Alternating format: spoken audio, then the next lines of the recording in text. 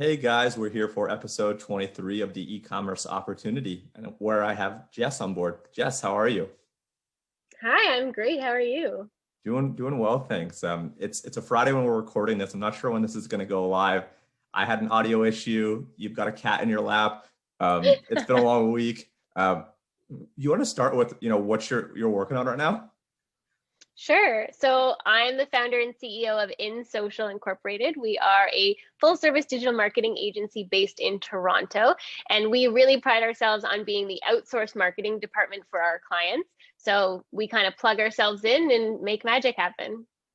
Awesome. I love that. Very concise. I was doing a little bit of research. I didn't want to do too much research because I want to get to know you today on this call. But you mentioned a couple places like you guys are an agency that does work at a freelance rate. Or what exactly is your kind of phrase and what does that mean? That's actually our old phrase, I think. Back when I first started the agency almost 6 years ago, I actually started it just freelancing, but decided to incorporate to start and see what would happen. And we really came in with a pretty fair pricing, and we still are very, very well priced compared to our competitors out there. But we've slowly kind of changed our motto into your outsourced marketing department. So I actually said this earlier today.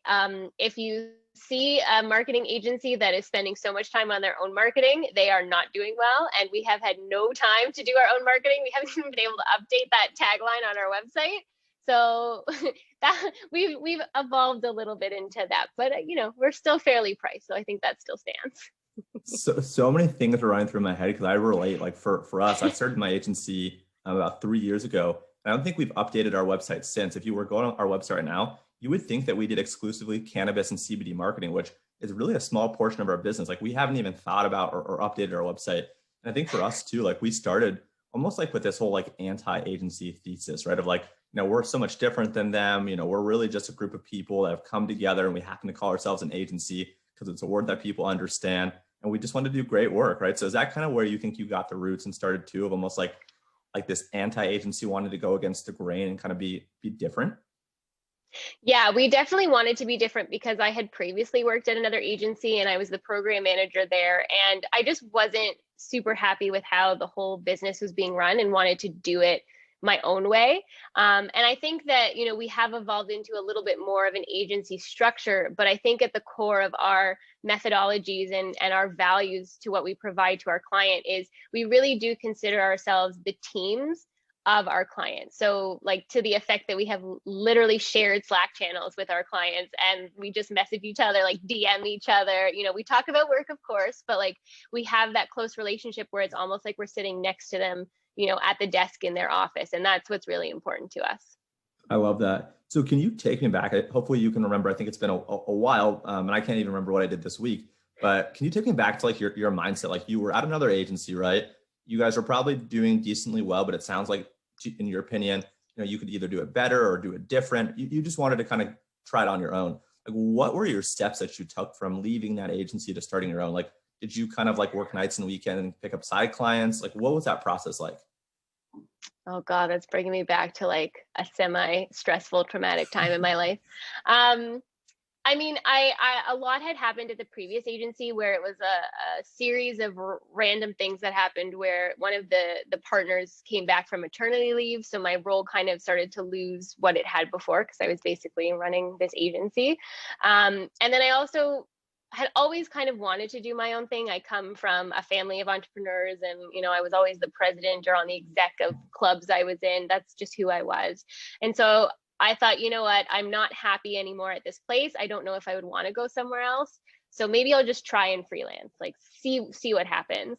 I was engaged at the time. Now I'm married. And I remember just like sitting there actually freaked out because my husband now, who's an accountant, showed me this spreadsheet of like, okay, this is what you have to make for us to like live. And it was terrifying. It was like no money. I think it was like 20 grand a year or something, like pretty low. But in my head, I'm like, I could charge like $500 to do like a social media plan. How am I going to do that 20 times over? Right. So, it was really, really scary at first, but I felt that if this was the time I was going to do it, I should do it now before too many big commitments and life changes. And I started posting, on social that I was out on my own. Did anyone need any help? And it's kind of a blur, but I just had people sort of reach out to me and then recommend me. And then before I knew it, I had too much work to do myself and needed to start hiring people. So now 6 years almost later, we're at about 14 people and I'm hiring like literally 3 more this week. And we may be at 20 by the end of the year.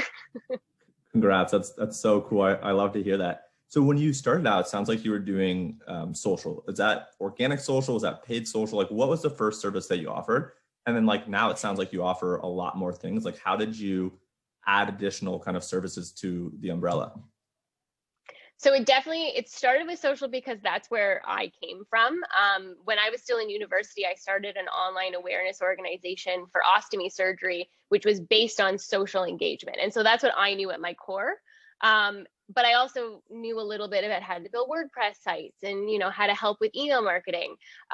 So I focused on social, but you need a website if you're going to post on social. So I helped build a couple there, but the organic side really just took off because I think back in, this was 2015, 2016, having an organic social presence was still like the big thing. And so we ended up having more and more clients ask for that. But what ended up happening, is clients would say, well, I'm paying you to post organically every month, but what am I getting out of that?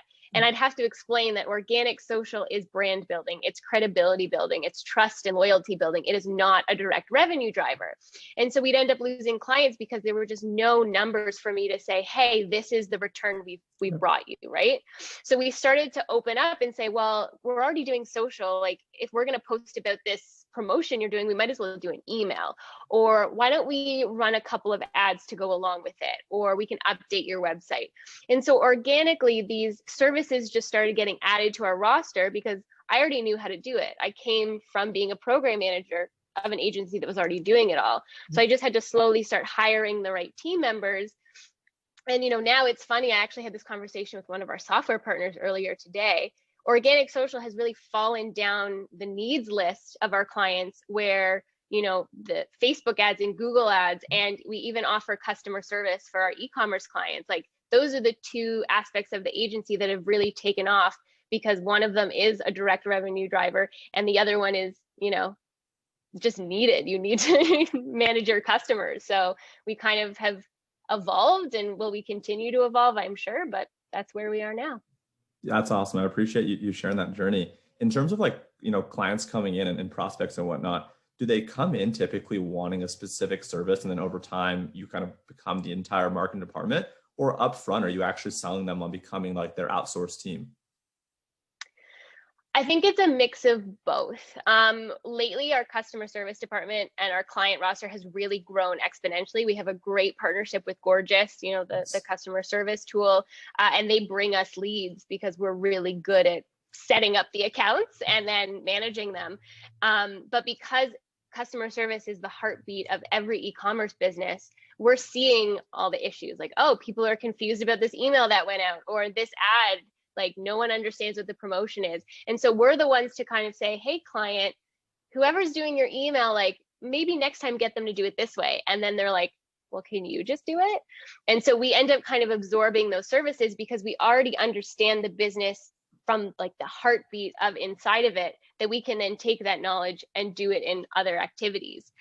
For other potential clients, they'll come to me. Even now they'll say, I want organic social. I want you to post our Instagram pages. And I have to be the one to say, what is the goal? Because if you're looking to drive revenue, this is not going to be it. So maybe ads is what you're looking for. So I have that transparent conversation and I have no problem talking to a potential client and saying, this might not be a fit because you want to do this and I'm telling you to do that. And you were, really stuck in that social is going to be the way to build your business. And that's fine. But, I'm just very honest about what works for us and where we've found success. And that's how we build relationships with our clients. Yeah, it makes sense. I love that. In terms of like, for me, for example, like I run in predominantly like e-commerce email marketing, like that's exclusively like what we do. And when I staff, right, I'm staffing for different roles, but specifically for e-commerce email marketing. I know you mentioned you have about 14 people, maybe 20 by the end of the year. How do you think about hiring and staffing when you offer so many services? Like, how do you forecast the demand? Like, to me, that seems really challenging. You know what? There's always going to be challenges when you are building something great. So if that's the challenge, it's not that bad.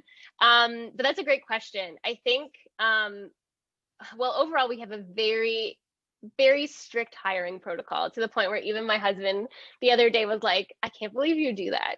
So we have a series of like subtle steps when we're hiring, where in the job posting, I will hide a code. And I say, you have to put this code in your cover letter. And if people aren't reading the job description, they're not going to find the code, and I'm not even going to interview them. Then the second step is, our first interview is always on the phone, and I put in the location to call me at the time. And if you don't call me within 2 minutes, I don't pick up the phone. You did not read the instructions. You are not going to be detail oriented like we need. And then after that, it depends on the skill set for the role. You know, we have to make sure, you know, you are who you say you are. You sound like a cool person. We mesh personality wise. But then the second round, which is now video interviews, not in person, is very technical. So for instance, with our customer service team, we grill on critical thinking. We throw situations at them and we say, there's nothing you could have prepared for this. Just tell us how you would solve the problem knowing A, B, and C. And we talk them through, and if they hit the marks, great, then you can be on our team. Similarly with advertising. Well, can you take this problem with, you know, the Facebook ad manager and tell us how you would solve this? Or if this is a problem we're facing with, you know, getting someone's ROAS right, what steps would you take? So it really just depends on the role that we're hiring for. But we've kind of come to this part where our customer service team is not only doing a great job for our clients, but they are also the heartbeat of our company, right? So they're the ones that are understanding everything that's going on in each client's, you know, situation. And they're the ones bringing insights and trends to the rest of the team. So we found that honestly, developing these team members and promoting them from within has been the best way to build great team members. So right now we have a team member who's on the digital support squad, that's what we call it, and she told us she's interested in advertising. So now she's working with our advertising operations manager to help put reports together. She's starting to dip her toes into that area. And if she finds that this is something that she wants to continue, well, that's her path at inSocial, versus someone who's interested in email or development or design.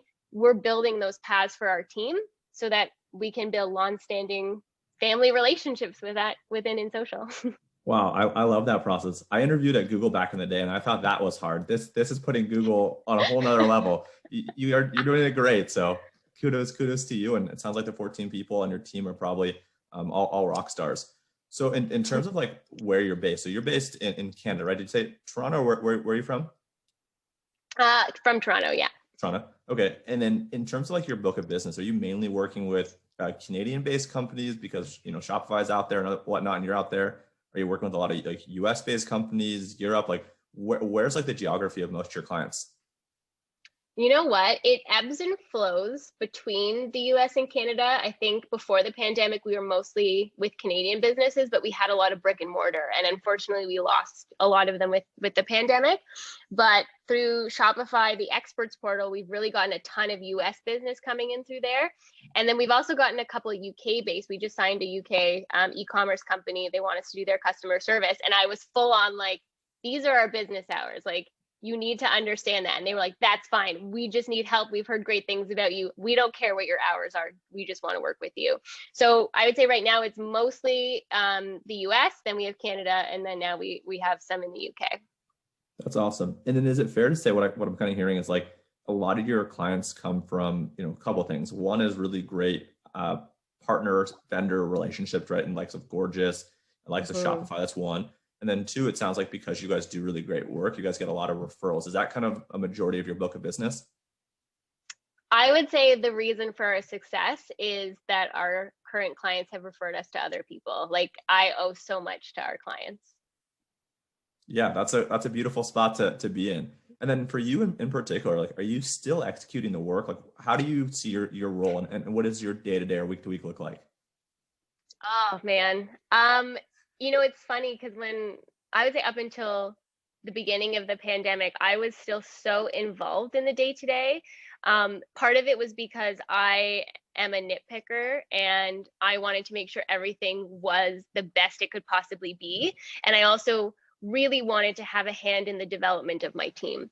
But as we started to grow, it just wasn't feasible for me to be in everything. And I personally had to learn to step back and trust the people that I had, vigorously worked through a system to hire. So now, honestly, I'll jump in here and there. Like, I'm helping our customer service team with tickets after we hang up because they need some extra hands. Like, I have no problem diving in or offering strategy or, high level conversations. It is wherever I'm needed, but honestly, most of my time now is split between client management and business development, which, I guess, and invoicing. I still have to do some of that. But overall, it's definitely more on the growth side of the business, which is where I feel I should be, it's nice that we're there now. That's awesome. And then in terms of like partners or team, are you a solo founder? Do you have like partners and co-founders? It's just me. I am the sole owner, which I still think is crazy. I mean, I have to give it to my husband. He helps with the finances and stuff, but I'm the owner. Awesome. Well, that's incredible. And I guess the last couple questions I have, like in terms of, advice. So a lot of people listen to this are all e-commerce folks, and it's split between brands, agencies, and freelancers. And on the agency and freelancer side, it really runs the gamut of people that are just starting out through people that have 7, 8, 9-figure businesses. For the people that are starting out, right? Like you started out, it sounds like 6 years ago. Do you have any advice for like new agency owners or new freelancers on, common mistakes that you made, or just like, even like you offer so many services. Like for me, like we really only offer like email and a little bit of SMS. So I think those are huge opportunities for people to dive into. Do you even have like any, do this creative, or I see a lot of opportunity on Facebook. Like, so I guess the two questions rounding it back is, any advice for someone starting out, like things to pay attention to, whether it's hiring, this, that, or the other? And then any opportunities within any of the verticals that you offer as services where you think there's a lot of open space? Okay, good question. I would say the first one, and this is something I actually recently wrote about on LinkedIn and was pretty open about it is with the hiring. I used to be that type of person that said, if you can answer this question and you know how it works, you can work for me. Like, you've passed all the tests, that's fine, join the team. But unfortunately, over the past couple of years, I did have some team members that just weren't the right fit for the culture. And it brought down the team. It brought down the people that were happy to be at inSocial. It brought down the people who were new. And so we did have a higher turnover because I wasn't putting emphasis on culture. I kind of thought, well, it doesn't matter who you are as a person, because I thought that was supposed to be like accept any and all people, which that's how I am in life.